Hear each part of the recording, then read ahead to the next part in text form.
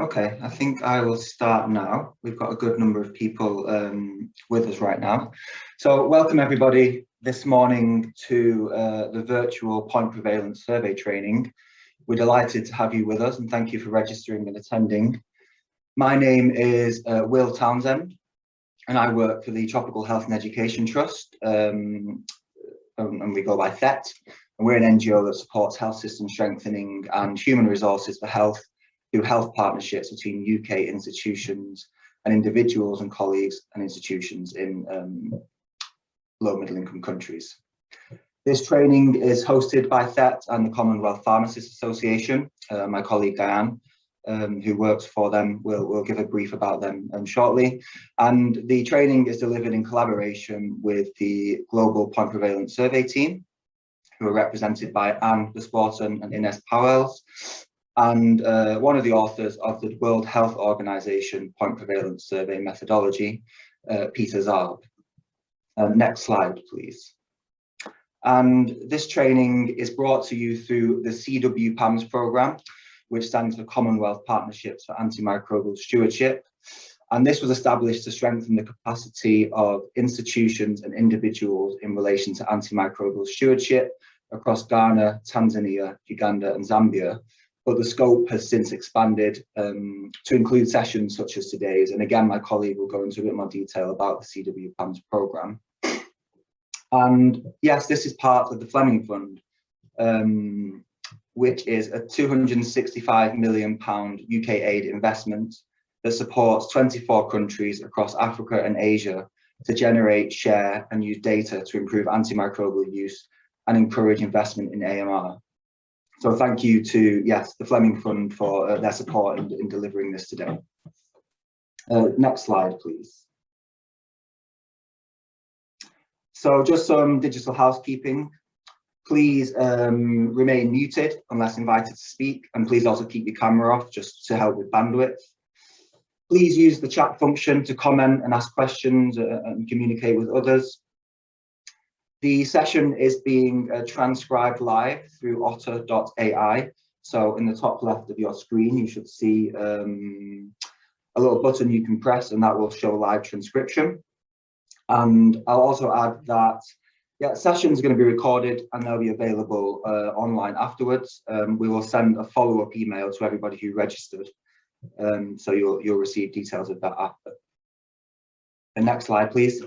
Yes, and if you haven't already, please do complete the pre-training questionnaire as soon as possible, particularly before the main training presentations start.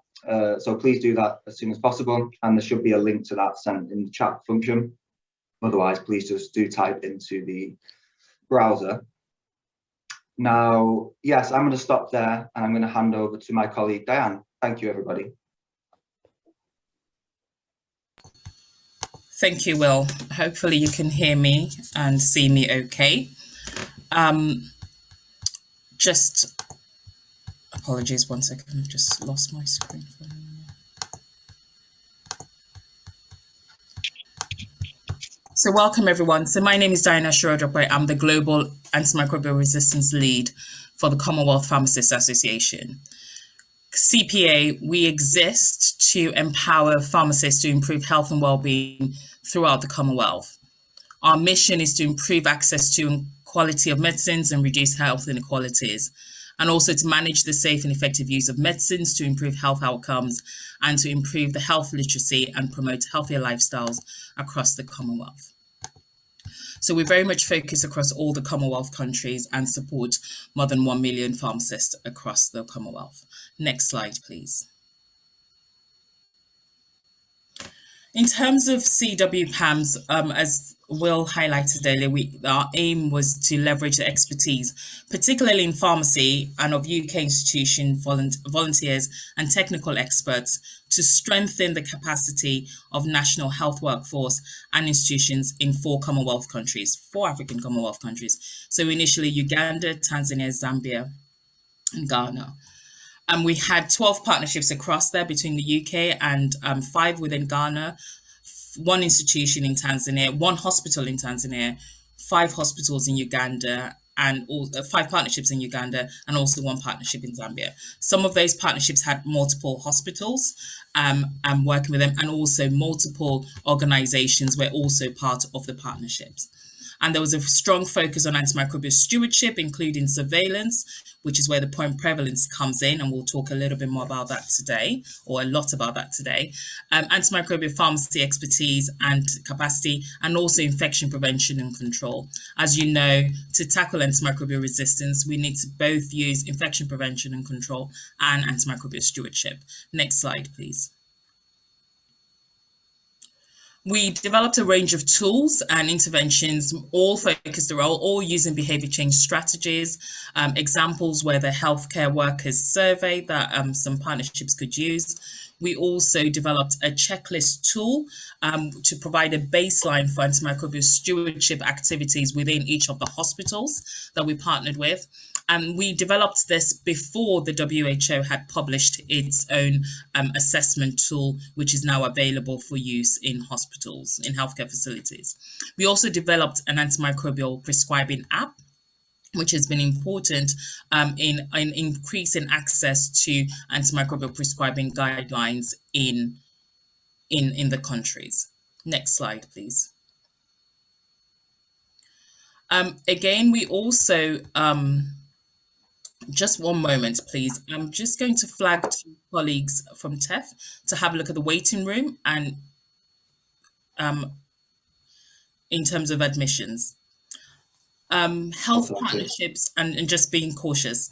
Health partnerships that we had successfully trained more than 1,500 healthcare workers in Ghana, Uganda, Zambia, and Tanzania on antimicrobial prescribing, consumption surveillance, and infection prevention and control. And 253 of these volunteers were pharmacists, both within the UK and in the 4 countries. And also we amassed a total of 1,982 days in terms of training and workforce. And you can see there, the slide on the right side where you can see colleagues in both Zambia and UK is an example of bidirectional learning that we had, where when COVID hit and we became a resource limited setting in the UK, in the fact that we ran out of alcohol hand rub, the learning that colleagues had when they went to Zambia became really useful in their hospital, because they were able to then locally produce their alcohol hand rub using the WHO formula. Next slide, please. As I mentioned, we did an antimicrobial stewardship baseline assessment for CwPAMS, so in those hospitals, and there were a range of questions that we asked, and we used a consensus method building on a previous international publication, and then we went back out to colleagues in the 4 countries to ask them to reassess whether or not these questions were the most appropriate ones to use. And what you can see there was that there were very few hospitals, in fact, only 2 hospitals that somewhat had antimicrobial stewardship protocols in place. And infection prevention, whereas infection prevention and control, there were more hospitals that had those in place. After CwPAMS intervention and the process through that, colleagues have also now reassessed their stewardship activities within the hospitals, and we can already see a shift in the activities that have occurred within those hospitals. Next slide, please. And then in terms of antimicrobial use in global PPS, we use the global PPS methodology at the start of CwPAMS for a number of reasons. At that time, the WHO PPS had not yet been published or available, and also because we were focused on individual hospitals developing their interventions. So the aim for CwPAMS was to assess the data, have the data available, and to use that data for immediate action. So for us, that was really key. So that was, we used global PPS. And today, though, you'll hear about both the WHO PPS and the global PPS. And there are some slight differences and nuances on when you can or can't use them. Next slide, please. I mentioned that we developed an antimicrobial prescribing app, and again we have been able to share the findings from that, and including a pilot implementation in one of the hospitals in Ghana.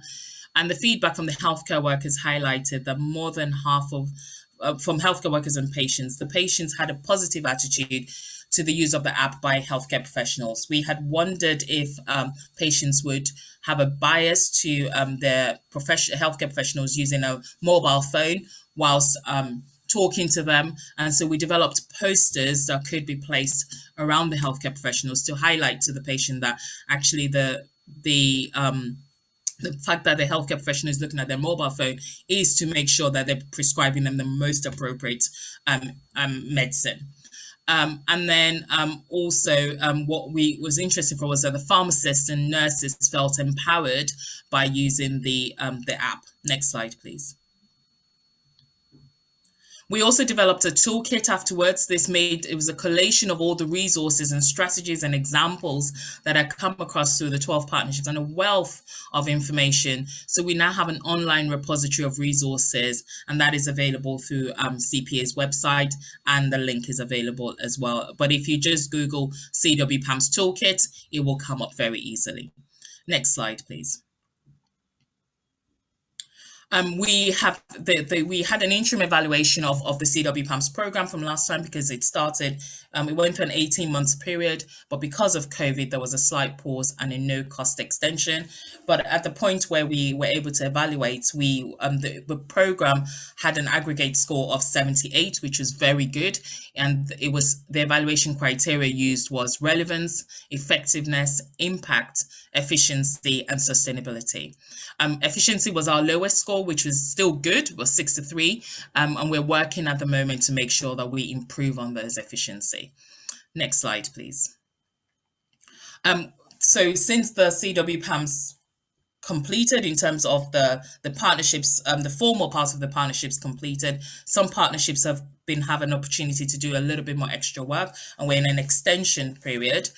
So there are, I think, about 3 or possibly 6 partnerships who have carried on and are doing some additional pieces of work with their as a partnership. But at the same time, the program team have also been doing quite a bit of work around rapid systematic evidence synthesis. So we're doing a scoping review, and many of you on the call have probably been part of that. And it gave us an opportunity to scope in 4 new countries: Nigeria, Kenya, Malawi, and Sierra Leone. And so we are doing a new scoping through those 4 countries, and we're updating the previous scoping that we did in the initial 4 CwPAMS countries. And we've done that through a process of literature review, and then having focus group discussions with national focal points, with the AMR coordinating committee, and different professional groups as well. We have been scoping also for a leadership program. So one of the key aspects of CwPAMS was that we had a leadership program for the fellows. So we had some global health fellows we developed through pharmacy, and we've now been scoping to find out how we can use learning from that to support colleagues in 8 countries to develop pharmacists further in their leadership skills. We have also developed an antimicrobial stewardship board game, which provides an opportunity and an option for training in a different way. And there is evidence to show that when you use gaming as part of training, it is useful and supportive. The CPA has developed a CPD educational platform, which will include a range of training opportunity, but we have started off with antimicrobial resistance and stewardship. And whilst it's primarily for pharmacists, I believe we have opportunities for others to be able to access the training as well. And finally, the app, we have been working to further implement the app, and also to work out to increase the usability of the app. And finally, the point prevalence training, which is where we are today. And one final one, which is not on the screen, is the GESI training. So the importance of gender and inclusion within our projects. So that's another training that will occur in July, and further details will be sent to you. Next slide, please. So a reminder, we'll ask you to go to Mentimeter in a moment, but a reminder, and really important, that you complete the pre-training survey, and the link was sent into the chat earlier, and I will just post it again now. So really important, Will has just posted that, the pre-training survey, because we'll have the pre-training survey and then we'll have a post-training survey. And after that, we'll be able to issue certificates for those who attend. Because for us, the certificate will not be a simple case of people turned up to the event. It will be turned up and had an opportunity to reflect on their learning. We're not testing you. This is not about testing you. It's also to ensure the effectiveness of our training. So please do take time to complete that. We need to have a close, we will stop the pre-training from 9:30, I guess, once we start the training part, because then that no longer is pre-training, because you would have had some information from us by then. So please do complete that form now. It will take you less than 8 minutes to complete it, and you can do that as we talk through the next few sessions. So I'm going to pause for about 3 minutes to give people opportunity to complete that, and then we'll go to the Mentimeter. So Kieran, actually, if I could ask that we go back one slide. So if everyone can please just focus on the pre-training survey for the next 3 minutes, and then we'll go to the Mentimeter next. I'm just going to post that back into the group now. So the link is in the chat.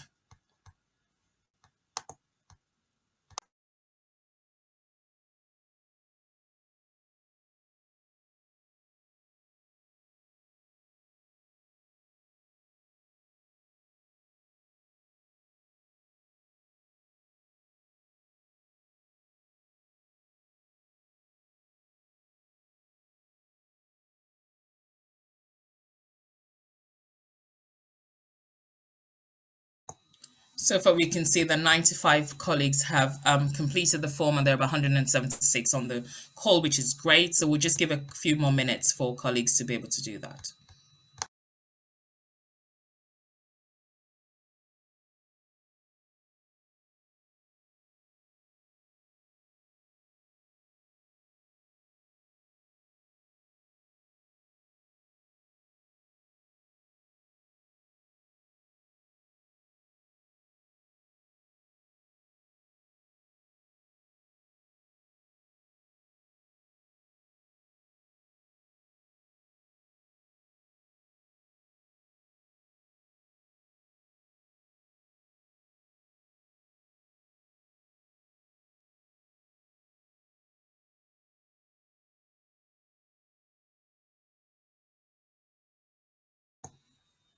And Peter's just reminded us that we have colleagues from all different time zones on the call.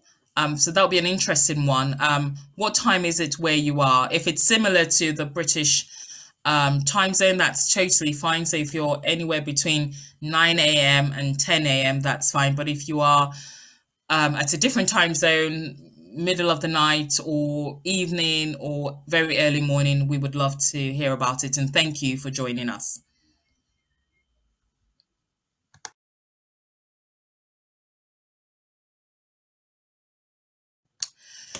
Okay. Australia, thank you. Great to have colleagues from Australia, India, Kenya, Uganda, Melbourne, Australia again, excellent. Philippines, Cambodia, wow. Welcome, Syria, excellent. Bhutan, amazing. This is great to hear where different colleagues. Bangladesh. Yes, if you've done the survey before, you do not need to do it again. You do not need to do it again. Welcome, Nigeria. Colleagues from Nigeria. Pakistan. Wow, Zambia. Excellent. Thank you, colleagues. Really great to have you here. If you've done the survey beforehand, not a problem. Latvia. Excellent. We have colleagues from all over the world. Jordan. Excellent. Welcome, welcome. Okay, we now have 181 colleagues on the call. That's amazing as well. Okay, so Kieran, let's go to the next slide, please. So for the next one, we want you to go to Mentimeter. And I think if it's easier, I think it'll be good to put the link in the chat as well, please. So if you go to menti.com, and we'll put the link into the chat now with the code.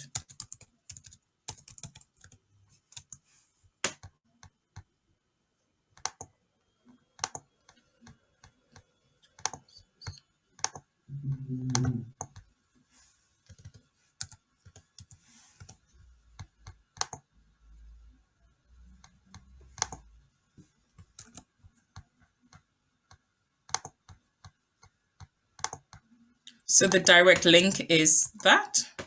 You should be able to click on that link and you should be able to answer that.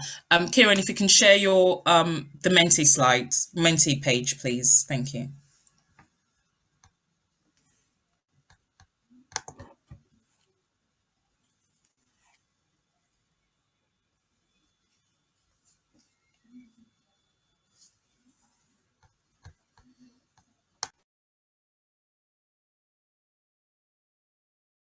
The purpose of these slides is really just very quickly for us to know who we have in the room in terms of hospitals or coordinating committee. It just helps us as we start to discuss to be able to adapt the our talk based on who we have. So we can see that we have majority of colleagues on the call are from hospital and also other settings.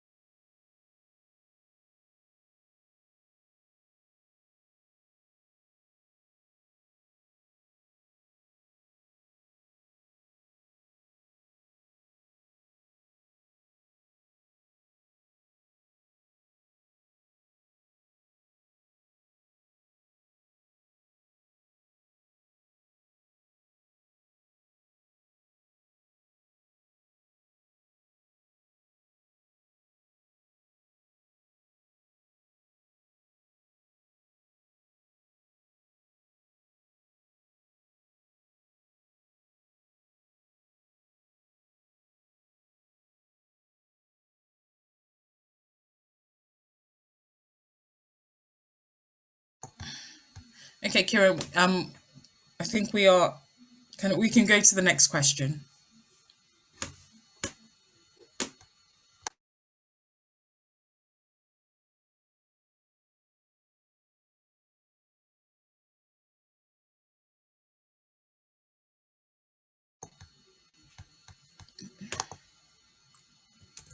So remind, I'm just posting the link into the chat. If you click on that, it should take you directly. Then you should be able to put your details of where you work and profession. So at the moment we have several pharmacists and doctors and microbiologists, nurses. Great to have we've got a lab technician as well. Great to have a multidisciplinary team on the call today.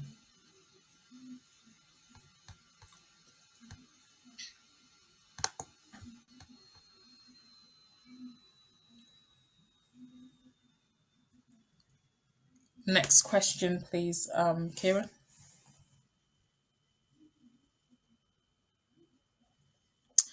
Okay, and next one. So in terms of how involved people are in antimicrobial stewardship, we have, so the average is about 3.6. So we have those who have no involvement at all the way up to those who are heavily involved. So hopefully, as we go through the session, those who are heavily involved, feel free to share your tips and your personal reflections.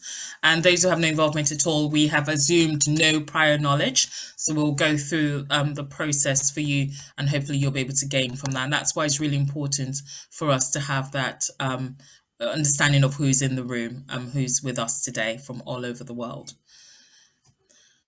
Okay, so I'll just put the link again. If anyone wants to vote on the Mentimeter, that's the link to vote on there, please. And the next question, Kira, is the last one. Okay, so have you been involved in PPS before? We have about half and half who have and haven't been involved. Okay, that's great. And where are people from? This is a really good one. Although it's been able to spy that a little bit earlier. Kieran, I may need your help for this because I can't see it as clearly.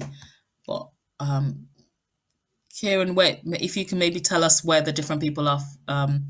Okay, that's helpful zooming in. The number with 12, what country is that, please? You may be able to see better, or maybe hover over them and then I can call them out. So 12 is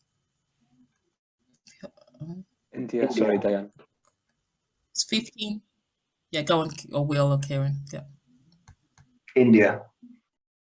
So 12 is India, and 16 is that Nigeria. Nigeria. Okay.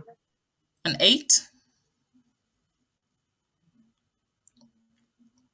Philippines. Philippines. Excellent. 5.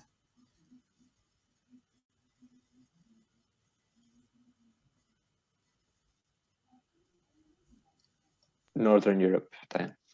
Northern Europe. Excellent.